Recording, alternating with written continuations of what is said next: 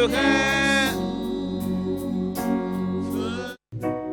L'autorité suprême de l'agneau de Dieu qui a ôté le péché de l'humanité entière proclame encore sa souveraineté sur ta vie, sur tous les domaines de ta vie, sur ta famille, sur ton foyer, sur ton travail, sur ce pays. Proclame encore la souveraineté du Christ Jésus. Il dit, le Seigneur, intercédez, priez pour la nation dans laquelle je vous ai installé, je vous ai établi, car de la prospérité et du bien-être de cette nation dépendra la vôtre. Aujourd'hui, nous avons encore l'occasion d'expérimenter la réalité, la vivacité de la parole de Dieu. Cette parole qui est plus tranchante qu'une épée à double tranchant, séparant entre l'âme et l'esprit, les moelles et la jointure.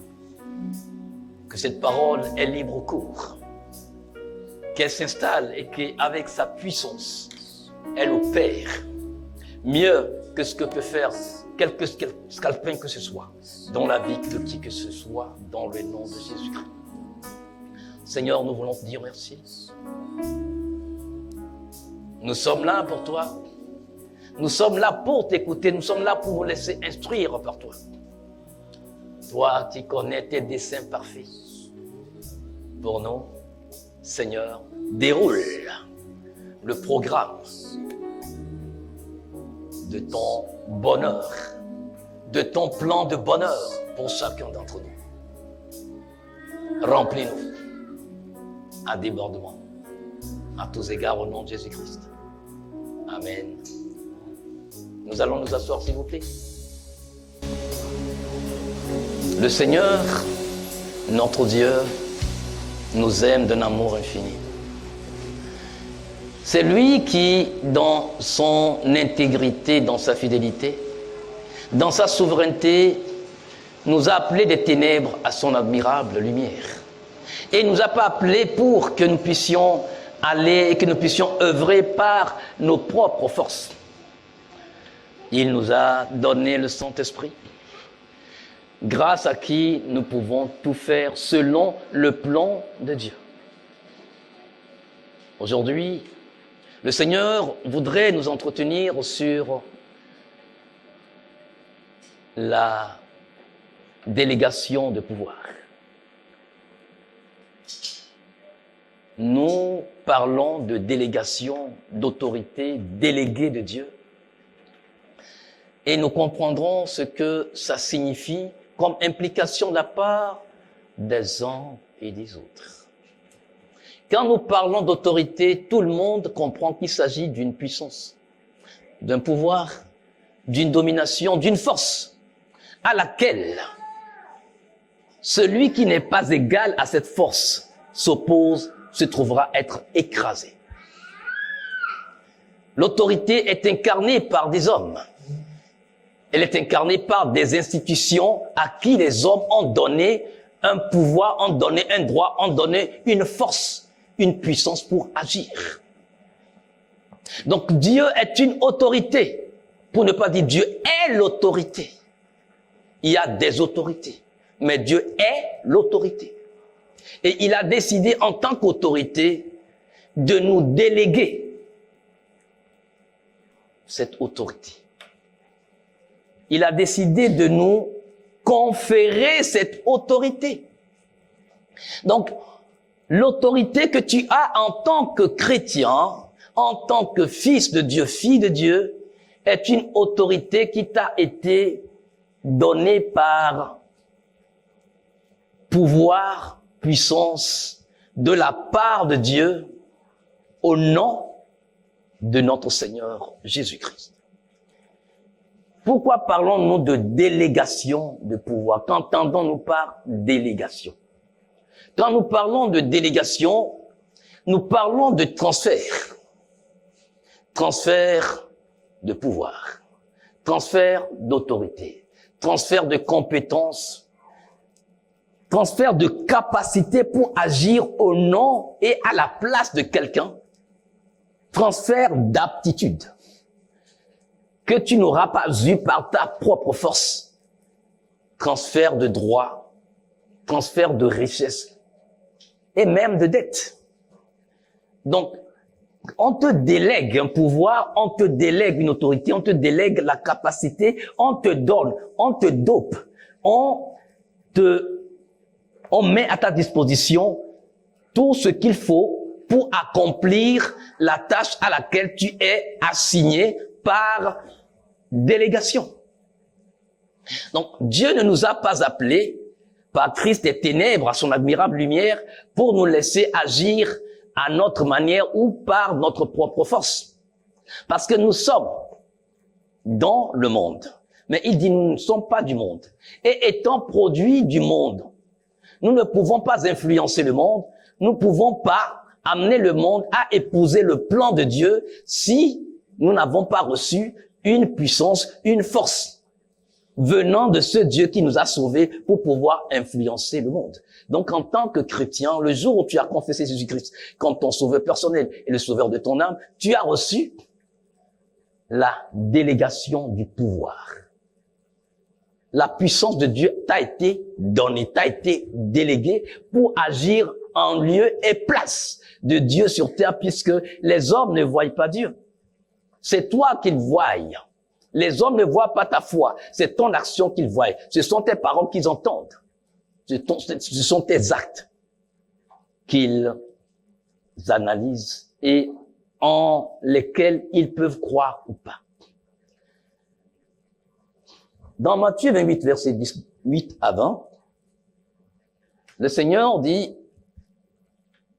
je cite, « Et Jésus, s'approchant, leur parla, disant, « Toute autorité m'a été donnée dans le ciel et sur la terre. » La suite, vous le connaissez. Toute autorité. Donc, l'autorité qui a été déléguée à toi et à moi est une autorité pleine et totale. Jésus-Christ ne nous a pas délégué une partie de son autorité. Il nous a donné la totalité de l'autorité. Nous sommes dans des pays qui sont gouvernés soit par des chefs d'État, soit par des rois. Et ceux qui travaillent au nom de ce roi ou de ces chefs d'État travaillent avec l'appui politique, l'appui moral, l'appui psychologique, l'appui spirituel, l'appui financier de celui qui les a associés. Et c'est en son nom qu'ils agissent. Autrement, la délégation de puissance et de pouvoir d'autorité fait de toi et de moi ce que Jésus-Christ doit être, ou il doit être ce qu'il doit faire. La délégation te contraint. Elle me contraint, la délégation de pouvoir, la délégation d'autorité. Un pouvoir s'exerce par les lois qui le régissent. Dans Luc 10, verset 19, le Seigneur dit, « Voici, je vous donne l'autorité. » Je vous donne l'autorité. Il n'a pas dit, « Je vous prête l'autorité pour un temps. Je vous laisse l'autorité pour un temps. J'expérimente avec vous l'autorité. » Il dit, « Je vous donne. » Donner, c'est donner. Il dit, « Je te donne l'autorité. » Est-ce que tu as cette autorité? Si oui, est-ce que tu comprends cette autorité?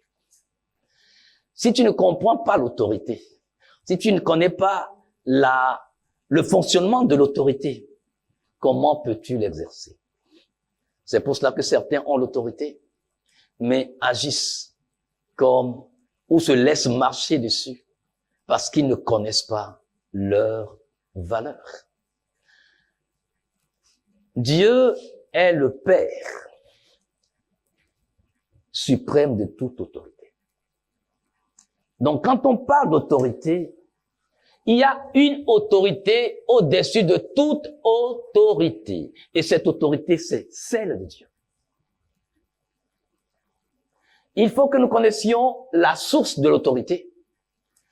pour pouvoir l'exercer.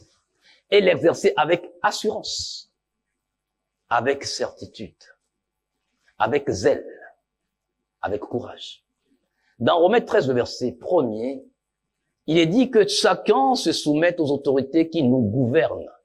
Car toute autorité vient de Dieu et celles qui existent ont été établies par Dieu. Toute autorité vient de Dieu. Et c'est cette autorité qui t'a été donnée par le Christ Jésus en vertu des pouvoirs qui lui sont conférés par le Père céleste. Donc cette autorité a un poids, a une valeur. C'est ce qu'on appelle la gloire. Il dit, toute autorité vient de Dieu. Mais pour pouvoir exercer cette autorité, il faut l'accepter pour pouvoir œuvrer en son nom. Aucun ministre d'aucun pays, aucun ambassadeur d'aucun pays ne peut parler au nom de son pays, au nom du président de la République ou du roi, s'il ne reconnaît pas l'autorité de ce roi et de ce chef d'État. Non. C'est que tu acceptes son autorité, tu acceptes la légitimité de l'autorité. C'est alors que l'autorité peut te transférer son pouvoir pour agir et parler en son nom. Et en cas de question, l'autorité peut répondre. Parce que tu n'as pas été quémandé cette autorité, mais l'autorité a décidé de te conférer son autorité, de te céder tout ou une partie de cette autorité pour que tu agisses en son nom. Donc tu es reconnu en tant qu'autorité déléguée de Dieu là où tu es. Et les autorités sont des personnes respectables. Mon frère, ma sœur. Une autorité est une personne respectable. Une personne élevée en dignité. Une personne de confiance. Une personne fidèle à l'autorité qu'il a établie. Notre autorité ne vient pas des hommes. Elle vient de Dieu. Romains 13:1 vous dit que toute autorité vient de Dieu le Père. Et tu es fils du Père. Et tu es fille du Père. Donc ton autorité est au-dessus de toute autorité puisque le verset continue dit toutes les autorités qui existent ont été établies par Dieu. Donc si toi tu tiens ton autorité de Dieu, ton autorité est au-dessus des autres. Car tu n'agis pas seulement dans le réel, mais tu agis d'abord dans le spirituel et ton poids spirituel. Tes déclarations spirituelles font naître des choses dans le physique, font se réaliser des choses dans le physique. Si tu ne comprends pas en tant que chrétien que tu es d'abord un être spirituel, tu vas agir selon la chair. Tu vas réfléchir selon la chair. Tu seras entraîné par la chair. Jésus-Christ disait à ses disciples et à moi et à vous, il dit, vous êtes dans le monde physique. Mais vous n'êtes pas du monde. Vous ne pouvez pas vous laisser entraîner par la vague du monde. Vous êtes dans le monde. Pour exercer l'autorité déléguée de Dieu dans le monde, en tant que lumière du monde, en tant que celle de la terre. Nous allons voir le rôle de l'autorité. Si Dieu t'a délégué l'autorité d'agir, de penser à sa place, de le représenter par qui tu es et où tu es et par tes décisions, c'est que cette autorité qui t'est déléguée a un rôle. Et nous allons voir le résumé de ce rôle-là. Mais d'abord, j'ai pris un verset, qui est le verset clé selon moi, dans 2 Timothée 3, le verset 16. Il dit, toute écriture est inspirée de Dieu et utile pour enseigner, pour convaincre, pour corriger et pour instruire dans la justice. Donc le rôle de l'autorité est ici clairement établi. N'oublions pas, l'homme par nature est rebelle. Ce n'est pas qu'il ne comprend pas, mais il ne fera pas. Ne vous étonnez pas que nos enfants, nous les parents, ils savent, mais ils feront pas. Parce que c'est la nature adamique qui, depuis le jardin d'Éden, a phagocyté notre nature charnelle à telle enseigne que nous aimerions aller à l'encontre de ce qu'on nous demande de faire. L'esprit de rébellion, l'esprit d'indépendance vis-à-vis de tout ce qui se met sur notre chemin ou de tout ce qui n'est pas en accord avec notre volonté. N'oubliez pas, vous êtes, je suis, nous sommes des êtres de volition. Et si Dieu nous a créés avec une volonté, il ne va pas faire pression sur ma volonté. Donc l'homme est rebelle par nature. Et c'est pour ça que l'autorité est établie. Pour pouvoir discipliner l'homme rebelle et l'amener à la volonté établie par Dieu. Donc le résumé de l'autorité, c'est enseigner. J'ai dit que la nature de l'homme, c'est la rébellion. Chacun porte un grain de rébellion en lui. C'est pour cette raison que c'est difficile pour nous de faire ce que Dieu attend de nous. Normal. Parce que la nature adamique n'a pas encore totalement disparu. Oui, chasser le naturel, il revient au galop.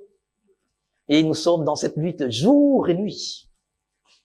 Nous bataillons. L'apôtre Paul, oh, j'admire ce monsieur, a été jusqu'à dire, mais je sais ce qui est bon. Dans mon esprit, j'épouse ce qui est bon. Mais dans mon corps aussi, il y a une loi contraire qui combat ce que mon esprit approuve. Et quand je veux faire ce que mon esprit approuve, la loi de la chair vient se mettre en conflit avec. Misérable homme que je suis, qui me délivrera de ce corps de chair qui me crée des ennuis. Mais Dieu voudrait aujourd'hui que nous comprenions que nous pouvons, avec l'autorité qui nous est déléguée, si nous reconnaissons celui de qui nous tenons cette autorité, dompter cette nature charnelle. Donc, en tant que rebelle, l'autorité a le droit et a le devoir de nous enseigner ce qu'il faut faire. Jésus-Christ a dit, je suis le chemin, la vérité et la vie. Ça veut dire qu'il y a des chemins de mensonges, des chemins qui mènent à la mort. Mais il dit, je suis le chemin qui mène à la vie. Mais le rebelle de l'homme naturel que nous sommes ne peut pas voir ce chemin-là. Même s'il le voit, il décide d'aller hors du chemin. Mais l'autorité a le droit, et c'est le devoir de l'autorité de nous amener à marcher dans la voie qu'il faut. Proverbe 14, verset 12 dit, tel pense, tel examine cette voie comme étant bonne à ses yeux, mais à la fin, c'est la mort. Donc la voie de la rébellion paraît une voie normale. La voie de la violence, la voie du mensonge, la voie du péché paraît normale pour celui qui pêche. La voie de la rébellion, la voie de la méchanceté, la voie de la tyrannie paraît être la bonne voie pour celui qui veut opprimer. Mais à la fin, cette voie conduit à la mort. C'est pour cela que l'autorité doit être établie pour nous amener à être dans le plan originel de Dieu avant le péché d'Adam et de Ève. Le rôle de l'autorité, c'est de convaincre.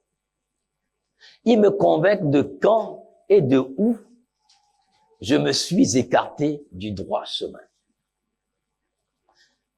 Et de pourquoi c'est difficile pour moi de revenir dans le droit chemin. C'est le rôle de la parole. La parole de Dieu est autorité. Et en tant qu'autorité, cette parole te dit quand, où tu t'es écarté.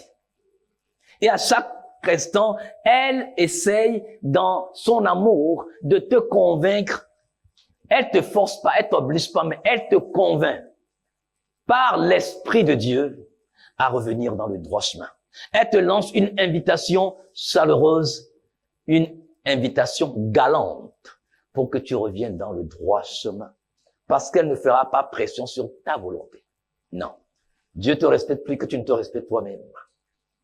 Dieu t'honore plus que tu ne t'honores toi-même. Il respecte vraiment ta personnalité. Il agit avec toi. C'est pour cela qu'il dit que tu es collaborateur avec lui. On ne fait pas pression sur un collaborateur, on ne force pas un collaborateur. Il collabore quand il ne veut pas. Ben, on se sépare. Dans Jean 16, le verset 8, le Seigneur Jésus-Christ dit, parlant du Saint-Esprit, dit, quand il viendra, le Seigneur, le Saint-Esprit, il convaincra le monde de péché, de justice et de jugement. Mais non, quand cette autorité qui est la parole de Dieu, cette autorité suprême, nous convainc que nous avons péché, nous convainc que nous sommes écartés, nous convainc que nous avons mal parlé, nous avons mal agi, nous avons mal analysé. Est-ce que notre humilité est telle que nous voulons accepter cette correction?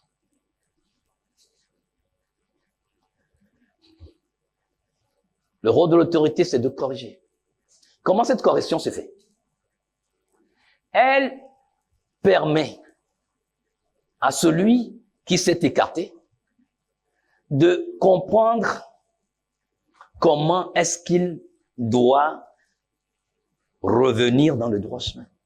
La correction, c'est comment revenir sur le chemin. Le chemin. Il n'a pas dit un chemin, il dit le chemin. Jésus-Christ dit, je suis le chemin. Le chemin. Donc, Dieu parlant à travers Joël, Zacharie et Malachie, appelle son peuple à revenir. Il dit, revenez à moi, rebelles, et je reviendrai à vous. Donc, en réalité, Dieu n'est pas parti. Dieu est là. C'est nous qui sommes partis à cause du péché, comme Adam et Ève l'ont fait quand ils ont péché. Mais il dit, mais vous revenez à moi. Faisons la paix. Je tends la main. Je tends la main de la réconciliation. Je tends la main du salut à toi. Reviens. Le rôle de l'autorité déléguée, c'est d'instruire dans la justice. Maintenant que tu es revenu sur le droit chemin, pour ne plus ressortir du droit chemin, le rôle de l'autorité de Dieu en tant que parole, c'est de t'instruire tous les jours pour que tu ne dévies plus. Il y a une ligne bien tracée et il faut que tu marches, que tu marches, que tu marches, que tu marches, que tu marches dans le droit chemin. Donc, c'est le rôle de l'autorité de la parole de Dieu. Elle est formatrice. Elle nous formate. Nous formatons des disques durs pour en faire ce que nous voulons faire. Donc la parole de Dieu veut me formater. La parole de Dieu en tant qu'autorité suprême veut te formater. Cette autorité ne t'est pas donnée pour que tu écrases les autres, mais pour te donner de comprendre chaque jour, formatage, formatage, formatage, pour être à l'image de celui qui t'a conféré cette autorité déléguée, je veux dire, à l'image du Christ Jésus. Dieu, pour nous donner de comprendre ce que c'est que l'autorité, a établi des autorités sur terre. Et nous allons voir les autorités déléguées de Dieu sur terre. Celui qui ne comprend pas l'autorité ne peut pas faire usage de l'autorité et sera en conflit avec toute autorité. Vous prenez le cas des enfants. Ils violent loyalement, royalement, copieusement tout ce que l'on leur dit de faire, surtout en bas âge, parce que ils comprennent pas encore. Mais nous sommes des personnes matures qui devons comprendre ce que Dieu attend de nous. La première autorité que Dieu a établie en tant qu'autorité déléguée sur terre, c'est la famille. Dans la famille, vous avez le père et la mère et les enfants. Ici, je voudrais préciser quelque chose. Il y a eu des enseignements, il y a toujours des enseignements, et il y aura toujours des enseignements, selon lesquels, au sommet, c'est le père, ensuite, deuxième niveau, la mère, et ensuite les enfants. Cette compréhension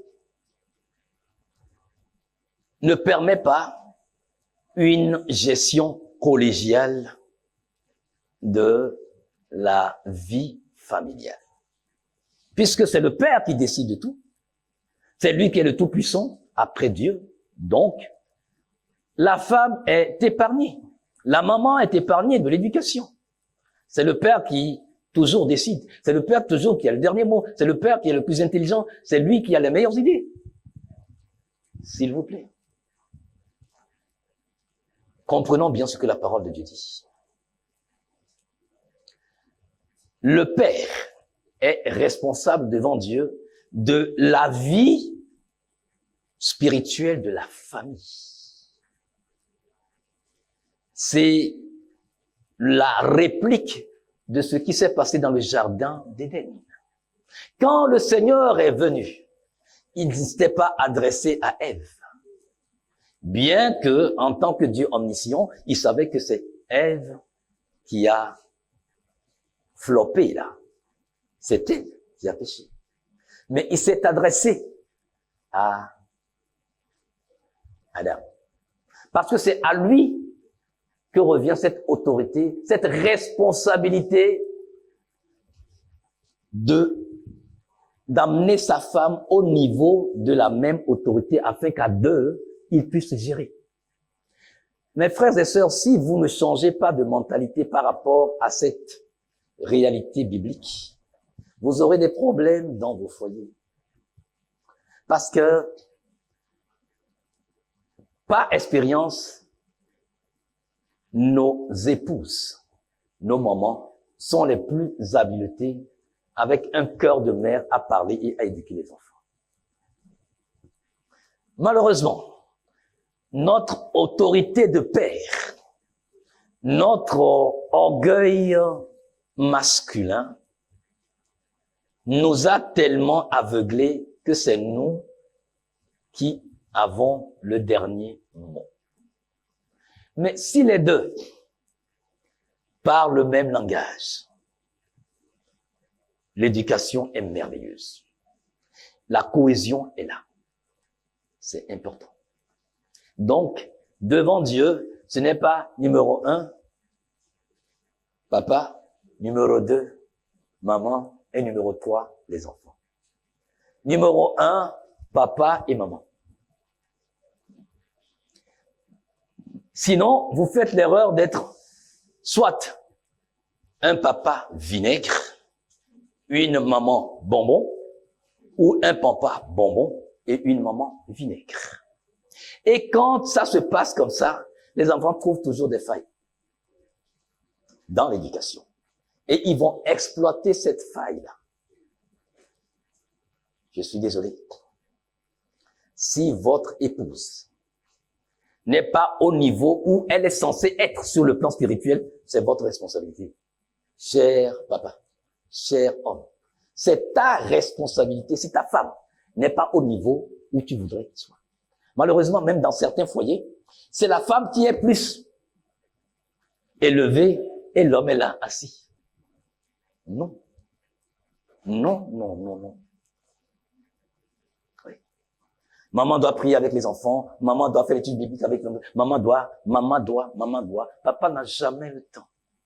Il court pour les besoins de la famille. Non, ça ne doit pas être le cas. Nous devons changer. Nous devons changer. Et dans cette autorité déléguée, il dit, la femme doit être soumise à son époux comme au Seigneur. Mais il va plus loin au verset, avant le verset 22, le verset 21, il parle de soumission réciproque.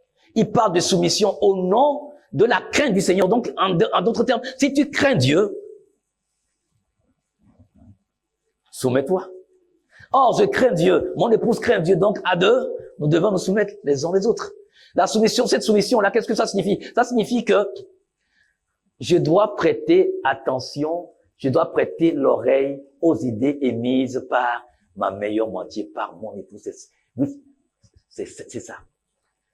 Non, c'est ce que j'ai décidé et ce sera comme ça. C'est ce que j'ai décidé et ce sera comme ça. Non. Oui, on fait tout pour convaincre. Arrivé un moment, peut-être que ton épouse, quand tu dis, mais chérie, qu'est-ce que tu en penses? Non, je crois que tel que tu as dit là, c'est bon. Demain, tel que tu as dit là, c'est bon. La troisième fois, il doit te poser des questions. Donc, maintenant, oui, mais bon, est-ce que ton épouse, tout ce que tu dis maintenant, c'est bon? Oui, mais puisque c'est bon, c'est ce que tu veux qui doit se passer. C'est comme tu dis qu'on doit faire. Donc, c'est bon. Cerveau, mais c'est ça. Ça doit pas être le cas. Soumission réciproque. Soumission au nom de la crainte du Seigneur. Comme au Seigneur. Mais cette soumission doit se faire dans l'amour. Mais la parole de Dieu a dit vrai que la femme doit être soumise à son mari. Mais le Christ ne m'a pas obligé à me soumettre à lui. Je suis la fiancée en tant qu'Église, individuellement, je suis la fiancée de Christ. Jésus-Christ ne m'oblige pas à me soumettre à lui. C'est son amour qui me convainc à me soumettre à lui. Tu aimes ta femme, tu n'as pas besoin de lui dire d'être soumise, elle sera soumise. Tu aimes ta femme. L'aimer, c'est aimer. Ça englobe tout. Elle n'a pas besoin que tu lui dises « bobo roku ». Non. Quand on se sait aimer, on le fait naturellement, c'est tout. Croyez-vous, si Jésus-Christ était vivant, il vient ici, en plein culte, il va dire, couchez-vous par terre? Non, tu l'aimes. Ou tu l'aimes pas. Notre problème dans cette soumission pour nous, les hommes, c'est que nous voulons jouer le rôle de Dieu le Père dans la vie de nos épouses. Ensuite, il y a les enfants, qui sont un don précieux de Dieu à notre responsabilité de les éduquer. Et en tant que don de Dieu, aux enfants, il est dit qu'ils doivent être soumis aux parents en toutes choses, comme au Seigneur. Pour les enfants aussi, soumis en toutes choses, comme au Seigneur. Comme au Seigneur. Excuse-moi. Certains enfants diront, si ce que papa me demande de faire ne correspond pas à ma volonté. Mais la parole de Dieu dit, soumets-toi quand même. Aussi longtemps que tu es sous leur autorité, sous leur toit, ils ont plus d'expérience que toi. Surtout si ce sont des parents chrétiens. Tu dois te soumettre. même après ton mariage. Si ce sont des parents chrétiens, tu as besoin de leur conseil. Soumission. Donc, au niveau de la famille, cette soumission doit être une réalité. Est-ce que nous établissons bien les règles maintenant pour que dans nos familles, cette autorité soit reconnue? Est-ce qu'on reconnaît que c'est papa l'autorité spirituelle dans la maison ou c'est maman l'autorité spirituelle dans la maison? Et si c'est maman, je dis non. Nous faisons tort à la parole de Dieu. Il faut qu'on se rattrape. Oh, mais les fous là. Oui, tu n'es pas encore libre. Hein. Quand est-ce que tu seras libre pour les asseoir et les éduquer? Non, allez prier avec votre mère là-bas. Oh, vous avez ma bénédiction. Hein? Allez prier. Non. Joue ton rôle de père. Beaucoup de parents chrétiens, sur le plan de l'exercice de l'autorité déléguée par Dieu, ont démissionné. Nous devons changer de mentalité. Deuxième autorité établie par Dieu, comme autorité déléguée, c'est l'Église. L'Église, c'est ce microcosme spirituel et social dans lequel nous évoluons pour la réalisation du plan de Dieu pour l'humanité tout entière. Nous sommes un petit troupeau, mais qui doivent envahir. Nous sommes comme une substance qui colorie ou qui colore des vies. C'est un peu comme si vous prenez une petite substance, quand vous la déposez dans l'eau, toute l'eau est transformée. C'est peut-être une eau qui est dans une grande bassine, mais cette petite substance, vous versez une petite quantité et toute l'eau est colorée. C'est ça. C'est ça comprendre lumière du monde et celle de la terre. Nous influençons les uns et les autres.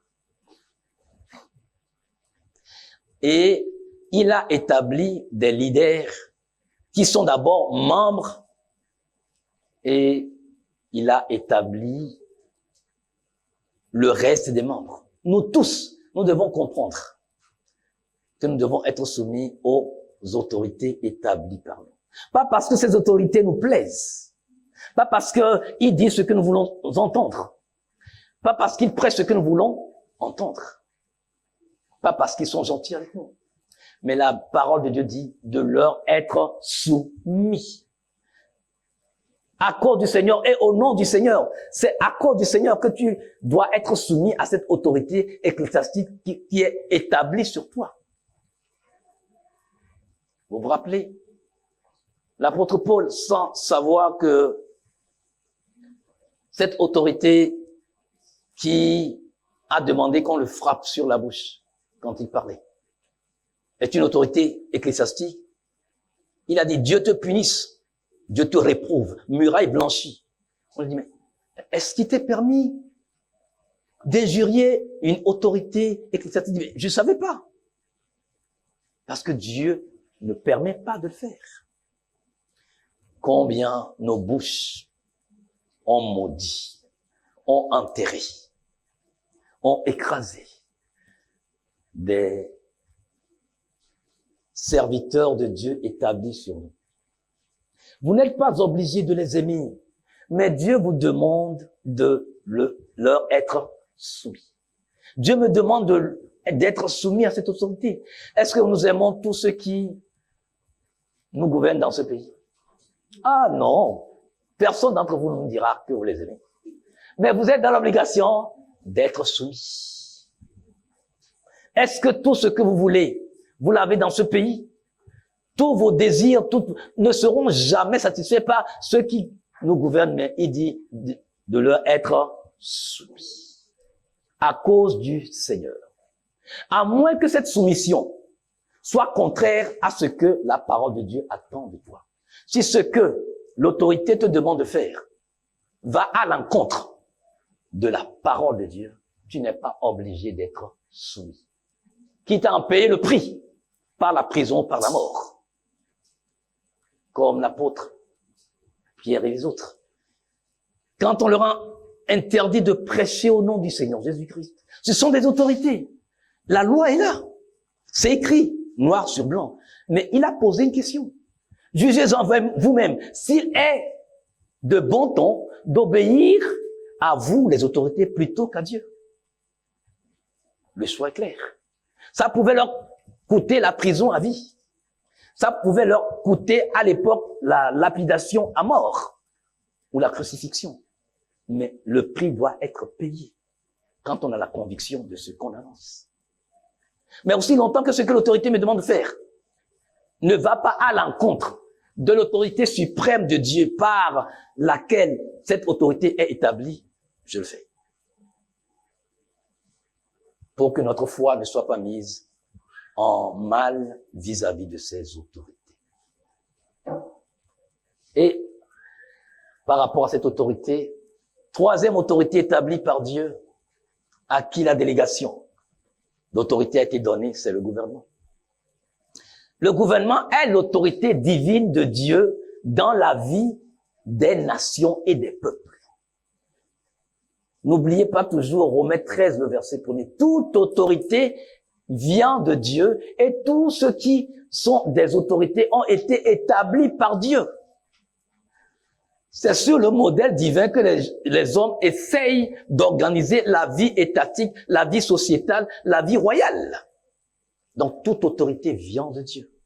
C'est de lui que nous avons reçu autorité. Donc, nous devons être soumis par motif de conscience aux autorités gouvernementales. Et quand nous parlons de gouvernement, nous parlons des trois instances étatiques que sont l'exécutif, le judiciaire et le législatif. Maintenant, de ces trois-là découlent les autres formes d'autorité établies, l'école, l'armée, la police et tout. Voilà. Je me soumets aux lois de l'école que je fréquente par motif de conscience. C'est pas parce que j'aime le proviseur. C'est pas parce que j'aime le directeur général de l'école. C'est pas parce que j'aime le recteur. Mais, à cause de ma position, ce que Dieu me demande d'être soumis. Maintenant, si l'enseignement qui est donné est contre la volonté de Dieu, bon, je ne suis pas obligé d'y être soumis. Mais je dois aimer cette institution et travailler sous elle. En se soumettant, en réalité, la soumission constitue pour toi une protection. Celui qui se soumet, quelle que soit sa force, est protégé par l'autorité à laquelle il est soumis ou elle est soumise. Donc, se soumettre à Dieu doit être pour nous un avantage assez énorme. Ce que Dieu demande de faire, je le fais. Et je suis protégé. Je le fais. Maintenant, si l'autorité me demande de faire quelque chose qui est contraire à la volonté de Dieu et qui est contraire à ma conscience, et les conséquences, mais c'est lui, c'est pas moi.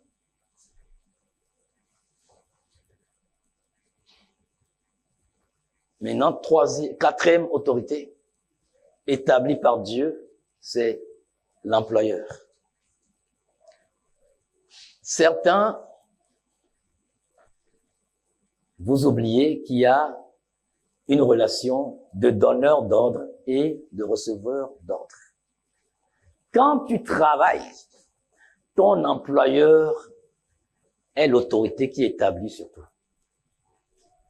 Peu importe qu'il soit gentil ou pas. Non. Il dit, soyez soumis à vos supérieurs, pas seulement ceux qui sont gentils, même ceux qui ont un caractère difficile. Je l'ai pas écrit.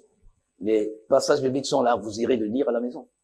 Il parle même des patrons de caractère difficile. Mais, soumission. Ce n'est pas son caractère que je viens juger. C'est la qualité du travail qu'il m'a confié qu'on doit juger. Ce n'est pas le caractère. Il parle pas bien aux gens. il est vulgaire, il multiplie les gens par zéro. Il est comme quelqu'un qui se prend pour le nombril de la terre. Ce n'est pas mon problème. Est-ce que ce qu'il me demande de faire, je fais? Maintenant, dit de faire le travail comme au Seigneur. Tu travailles comme tu fais le travail pour le Seigneur. Pas parce que je ne suis pas bien traité, je ne suis pas bien valorisé, donc je m'en fous. Mais comme pour le Seigneur. Comme pour le Seigneur. Si c'est pour le Seigneur, ce serait différent. Ah oui, parce que le Seigneur lui-même, oui, lui t'aime pas. Il veut la productivité. Produis-lui sa productivité. S'il le reconnaît, c'est bon. S'il le reconnaît pas, tu n'es pas obligé de l'aimer, mais soumets-toi. C'est ce que le Seigneur dit. Maintenant, pour exercer l'autorité déléguée, il y a des préalables. Premièrement, il faut avoir le sens de responsabilité. C'est-à-dire, quand on te confie une autorité, mon frère, ma sœur, sache que l'autorité est encadrée par des limites qu'il ne faut pas dépasser. OK? L'autorité que Dieu t'a déléguée est une autorité qui est encadrée par des lois. Si ceux qui nous gouvernent dans nos pays le comprennent ainsi, il n'y aura pas d'abus. Il n'y aura pas de tyrannie. Il n'y aura pas de dictature. Ils comprendront que l'exercice de cette responsabilité doit se faire dans l'amour pour faire du bien et non pour écraser. Malheureusement, ce n'est pas le cas. Donc, il peut y avoir abus. Est-ce que nous restons dans le cadre de la responsabilité que Dieu nous incombe, enfin, Dieu nous confie? Est-ce que je reste dans le cadre défini par la parole de Dieu pour la responsabilité que j'ai reçue de sa part? Je ne peux pas agir en dehors du cadre ou des limites de cette responsabilité. Et j'ai, pour connaître ces limites, l'obligation de connaître la parole. Deuxième élément, la sociabilité. Dieu t'a établi. Dieu t'a confié une responsabilité. Dieu t'a délégué un pouvoir à exercer au profit du bien-être social. La délégation du pouvoir n'est pas pour soi-même, mais pour le profit des autres, pour la protection des autres. Quand on le comprend ainsi, chacun, dans la crainte, considérera toujours l'autre au-dessus de lui. Il n'y aura pas de mépris. Il y a la redevabilité. Être redevable à celui de qui tu tiens ton autorité. Je suis redevable au Christ. J'ai une dette vis-à-vis de Christ parce que j'ai reçu de lui la confiance pour agir en son nom, pour parler en son nom, pour déclarer en son nom, pour enseigner en son nom, pour instruire en son nom. Je le suis redevable. Ça veut dire que tout ce que je dis, c'est un peu comme si c'est Jésus-Christ qui parle. Tout ce que je fais comme déclaration, c'est comme Jésus-Christ qui parle. Tous mes choix, c'est comme Jésus-Christ qui prend des décisions. Donc je suis redevable pour non seulement le privilège qu'il m'a fait de m'avoir associé, mais obligation de résultat.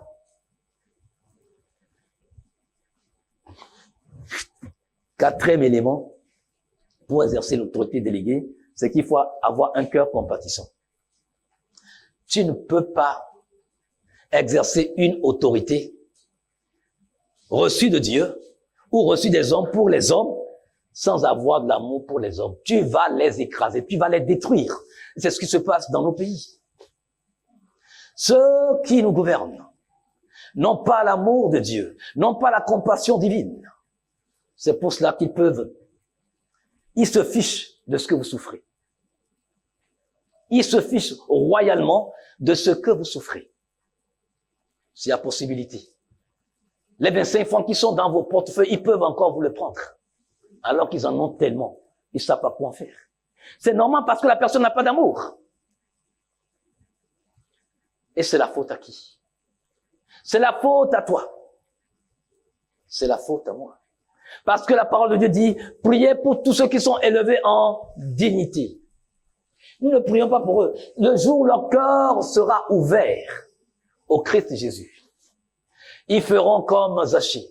Oh Seigneur, tout ce que j'ai spolié, tout ce que j'ai spolié, tout ce que j'ai emmagasiné, et que je ne peux même pas finir de dépenser, je le donne. Je le livre. Zachée, avant de monter sur le sycomore, n'avait pas encore ce cœur. Mais quand Jésus-Christ s'est retrouvé dans sa maison, le cœur de Zachée a changé. Prions pour tous ceux qui nous gouvernent dans tous nos pays. Ils sont pas différents, c'est pas pire ailleurs.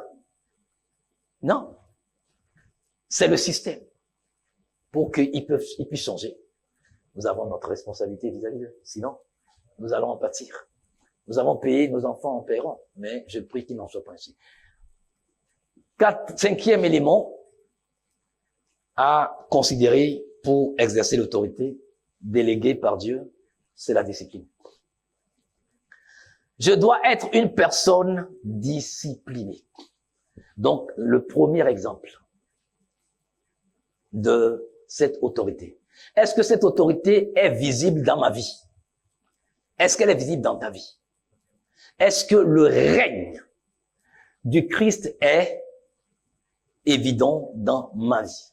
Il dit, toute autorité m'a été donnée dans les cieux et sur la terre. Et il dit, je vous donne l'autorité. Donc Jésus-Christ est en train de dire, en vertu des pouvoirs qui me sont conférés par le Père, je vous fais autorité. Si j'accepte l'autorité du Christ, ça veut dire que je reconnais qu'il est au-dessus de moi. Pourquoi est-il difficile pour moi de faire ce qu'il attend de moi? Maintenant, nous allons voir comment fonctionne l'autorité déléguée. 1. La coopération avec Dieu. Tu ne peux pas exercer l'autorité de Dieu si tu ne coopères pas avec lui. Tu dois travailler main à main en accord avec Dieu si tu veux exercer son autorité. C'est comme ça qu'elle fonctionne, cette autorité. Oui, mais est-ce que vous imaginez un seul instant qu'un ministre peut travailler en ignorant le chef du gouvernement? Et vous croyez que le chef du gouvernement peut travailler en ignorant le président de la République? Dans toute république qui se respecte. C'est pas possible. Coopération avec Dieu.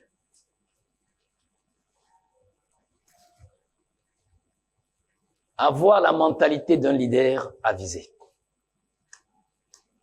La parole de Dieu dit que nous sommes des rois et des reines. Un leader n'est pas un super-homme.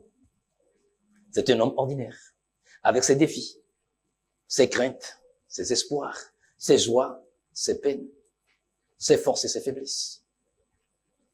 Mais pour qu'il puisse œuvrer, il a besoin de l'appui du Seigneur, le Saint-Esprit, pour agir. Le leader, parce que il est un être humain, mais l'autorité qu'il a reçue, parce qu'elle vient d'en haut, ne doit pas avoir peur des défis. Un leader doit prendre des risques. Il y a des risques calculés. Lisez la Bible de Genèse jusqu'à Apocalypse. Avez-vous vu un de ces, entre griffes, grands hommes de Dieu qui n'a pas péché ou qui n'a pas raté quelque chose? Sinon, ils seraient devenus des super-hommes et se passeraient de Dieu. Tu dois prendre des risques. Mais l'échec n'est pas la fin. Tu dois évoluer. Tout leader prend des risques. Tout leader prend des risques. Et en tant que leader, vous devez avoir la mentalité d'un conquérant. Un conquérant, c'est quelqu'un qui n'est insatiable. Il veut toujours acquérir. Il veut toujours avoir. Le leader, c'est quelqu'un qui est à la recherche toujours de quelque chose de nouveau, mais d'utile. Et moi, je dis, si aujourd'hui tu ne gagnes pas, c'est que tu as déjà perdu ce que tu as en réserve. Je m'explique. En tant que leader, investi de l'autorité déléguée de Dieu, notre devoir, notre responsabilité est d'accroître notre capital de connaissance en la parole de Dieu, notre capital financier, notre capital social. C'est ce qui fait que tous les jours, nous sommes dans l'obligation, dans cette coopération, de nous rapprocher de Dieu pour savoir ce qu'il nous dit et acquérir encore de nouvelles connaissances pour avancer. Nous ne pouvons pas vivre aujourd'hui ou faire notre source spirituelle d'aujourd'hui avec les vieux trophées de chasse d'hier. Hier est passé. À chaque jour suffit sa peine aujourd'hui. À chaque jour suffit sa grâce. La grâce de se rapprocher de Dieu. Et aujourd'hui, quelle est la grâce que Dieu me fait? Qu'est-ce qu'il m'offre? Le leader que nous sommes de la part de Dieu demande que nous puissions avoir une visée assez large, que nous ratissions large sur tous les plans dans la connaissance réelle. Et ainsi, quand nous parlons, quand nous prions, on sent. Il y a 6 mois, ce monsieur il priait comme ça. Aujourd'hui, ça a changé.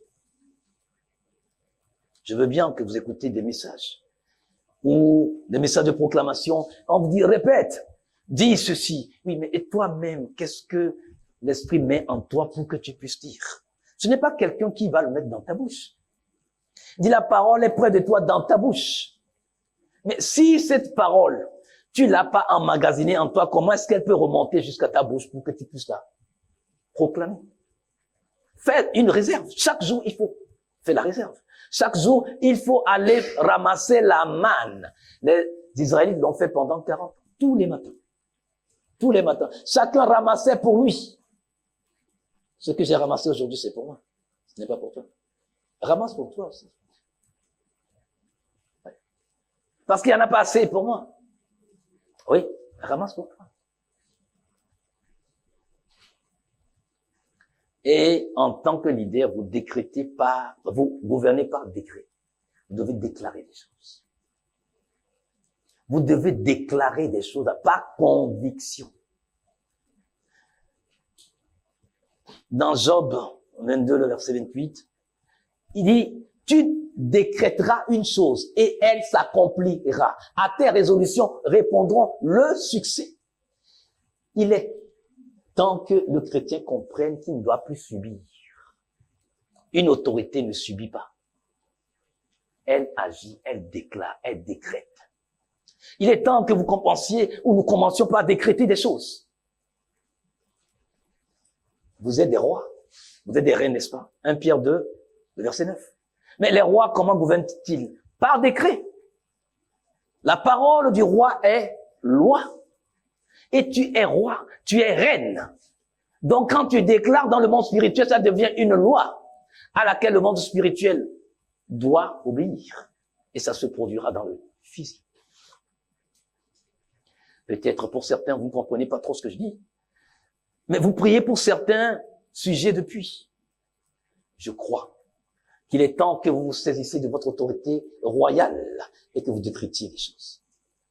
Que vous décrétiez des choses. En les décrétant, mes frères et sœurs en Christ, vous n'aurez pas le résultat tout de suite. Mais l'atmosphère spirituelle commencera par obéir et par changer. Et dans peu de temps, vous verrez. Oui. Arrêtons de prier comme des mendiants. Oui. Un roi ne parle pas comme un mendiant. Une reine ne parle pas comme un mendiant. Bon, je crois que vous finirez par comprendre ce que j'entends par là. Tu as une autorité déléguée que tu n'exerces pas du tout. Oui. Et tu vis comme un mendiant. Et tu subis comme un mendiant. Et soumis, décrète, déclare les choses. Avec conviction. Et tu diras une chose et elle s'accomplira. C'est pas moi qui écris. Mais qu'est-ce que tu dis? Tu dis des plaintes, des complaintes tout le temps. Qu'est-ce que tu veux? C'est ce que tu dis qui va s'accomplir. Oh, Seigneur, comme il te plaît. Comme il me plaît. Tout ce qui est pour ton bonheur me plaît. Mais tu n'as rien dit. C'est comme il me plaît, mais qu'est-ce que tu veux? Qu'est-ce que tu veux? Le domaine d'exercice de l'autorité déléguée, il y a deux domaines. Le domaine physique et le domaine spirituel. C'est dans les deux domaines-là que nous devons exercer l'autorité déléguée. Dans le domaine physique, nous avons assez parlé. Maintenant, nous allons parler plutôt de la sphère spirituelle de cette autorité. Vous prenez le cas de Moïse. Moïse était un homme ordinaire comme tout le monde avec ses peurs.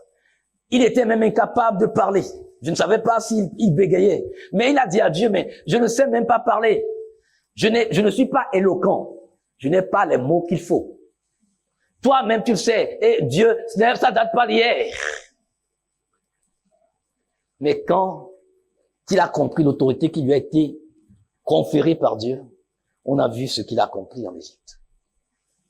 Au point que Dieu dit, il le connaît face à face, comme un ami connaît son ami, et qui lui parle sans énigme. Vous prenez le cas de Josué. Josué était un homme comme tout le monde. Mais quand il a compris la valeur de l'autorité déléguée de Dieu,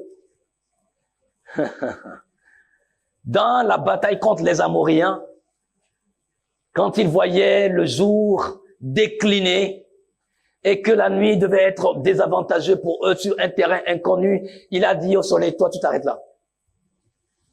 Et à la lune, toi aussi, mets-toi là. Suspendez votre marche. Aujourd'hui, je vous parle comme Dieu parle. Si j'ai pas créé le soleil, j'ai pas créé la lune. Mais j'ai reçu de celui qui a créé le soleil et la lune l'autorité de vous demander de freiner votre marche. Restez là. Pendant 48 heures, le soleil n'a pas bougé, la lune n'a pas bougé. Autorité déléguée, exercée avec assurance, avec conviction. Élie, un homme comme tout le monde. Il ne pleuvra pas dans ce pays, sauf à ma parole. C'est tout ce qu'il a dit. Il a dit, ça n'a même pas pris à peine 10 secondes. Il ne pleuvra plus dans ce pays, sauf à ma parole. Ça fait même pas 10 secondes.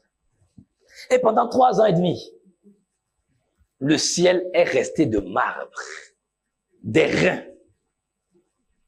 Une simple déclaration comme ça. Ahaz ne croyait pas. 3 ans et demi de sécheresse. Les eaux ont tari dans les fleuves, dans les rivières, dans les mares, dans les ruisseaux. Et lui, Dieu lui a dit, bon d'accord, tu vas à Sarepta. Une femme là-bas va s'occuper de toi. Élie arrive là-bas. Il y avait qu'une poignée de farine et d'huile. Une poignée. Et cette poignée les a nourris pendant 3 ans et demi. Une poignée. Il dit, à ma parole, moi, Élie, cette poignée-là de farine ne finira pas. Et l'huile aussi ne finira pas. Donc, la dame, son fils et Élie ont mangé copieusement matin, midi et soir. Pendant que les gens mouraient de faim en Israël. Par le décret de ce même Élie. Il décrète. Nous devons décréter au lieu de subir. On a assez subi. Le reste, vous verrez. D'autres exemples. On a vu comment le Seigneur, à travers l'assurance de cette autorité déléguée, des apôtres, de Pierre et des apôtres, a opéré des miracles et des prodiges. Waouh! À telle enseigne que Pierre, son ombre, sa silhouette, on dit guérissait des malades. Donc, il n'avait pas besoin de dire, venez me faire une haie. Mais quand on sait qu'il devait passer par ici, on plaçait des malades tout autour. Et quand l'huile passait, il parlait pas, mais sa silhouette, son ombre, son aura guérissait des malades. Et les démons même sortaient des possédés. Waouh! Il a compris cette autorité. Tu l'as. Parce que Dieu n'aime pas Pierre plus que toi, plus que moi. Non, Dieu n'aime pas Pierre plus que toi, plus que moi. Mais s'il a donné ce pouvoir à nous tous, et que certains l'ont compris et l'ont exercé et ont le résultat, pourquoi d'autres n'ont pas? Commence par voir ce que tu décrètes. Commence par voir ce que tu décrètes jour après jour. Même si les situations disent le contraire. Même si les situations disent le contraire. Tu as décrété. La parole doit aller, doit faire son œuvre pour revenir avec un résultat. Donc attends le résultat, mais décrète. Parle. Un roi parle. Une reine parle. Vous avez vu une fois un muet qui a été intronisé roi au reine. Moumoutan de Nafioa. Moumoutan de Nafioa. Parce que c'est Efioa. Et pour la nuit, et de Nabé. Et Moumoutan de Nafioa parce que Moumoutan pour. C'est clair. Et la première sortie d'évangélisation des 70. Vous avez vu comment l'autorité de Dieu a été exprimée. Même un certain Judas Iscariote, à cette époque, il volait déjà dans la bourse du Seigneur Jésus-Christ. Mais il est revenu aussi, il a dit, « Hey Seigneur, waouh, t'es mon God puissant. Tu sais, même les démons nous sont soumis en ton nom. » Oui, qu'est-ce qu'ils ont fait? Ils ont juste déclaré au nom du Seigneur Jésus-Christ, avec l'autorité qui leur est conférée. Et c'est fait. Et quand vous prenez l'apôtre Paul, Paul était tellement oint que les mouchoirs des êtres humains, les gens prenaient des mouchoirs, collaient le mouchoir à la peau de Paul et le mettaient sur les malades et les malades étaient guéris. Waouh! Les mouchoirs qui touchaient le corps de Paul guérissaient. Vous voyez l'expression de cette autorité déléguée de Dieu quand elle s'exprime dans la vie de quelqu'un. Quand elle se met en branle dans la vie de quelqu'un, vous voyez ce que ça peut faire. Ça veut dire que même la sueur du corps de Paul guérissait. Il était tellement oint. Autorité déléguée de Dieu. Mon frère, ma sœur, est-ce que tu vas encore négliger ta position en Christ avec l'autorité qui t'a été donnée? Tu es longtemps resté assise. Il faut que ça change. Il faut que ça change. Changeons le langage. Oh, ça là, Dieu même sait que ça ne peut pas changer. Dieu sait que ça peut changer, c'est toi qui dis que ça ne peut pas changer. Si Dieu sait que ça ne peut pas changer, il t'aurait pas donné cette autorité. Même si toi tu crois que c'est ça, il faut que toi tu fasses changer les choses. Il faut que tu fasses changer les choses. Quand Élie avait cette conviction, c'est lui qui a encore prié pour qu'il pleuve à nouveau. Pourquoi les autres n'ont pas prié? Il n'y avait pas des prophètes à l'époque.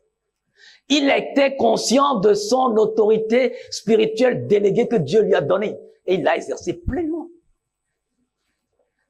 Ça va pas être facile. Les choses ne vont pas se passer du tic au tac. Pour déclarer, ça a pris du temps. Peut-être 2, 3, 5 minutes. Mais pour qu'il pleuve de nouveau, mais est-ce qu'entre-temps, il a cessé d'être une autorité? Non. Il était toujours une autorité déléguée de Dieu.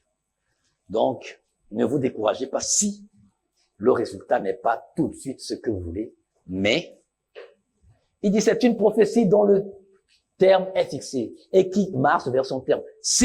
Elle tarde, attendez-la. Elle s'accomplira certainement. Si tu déclares sous l'impulsion du Saint-Esprit, elle s'accomplira certainement. Donc, certainement.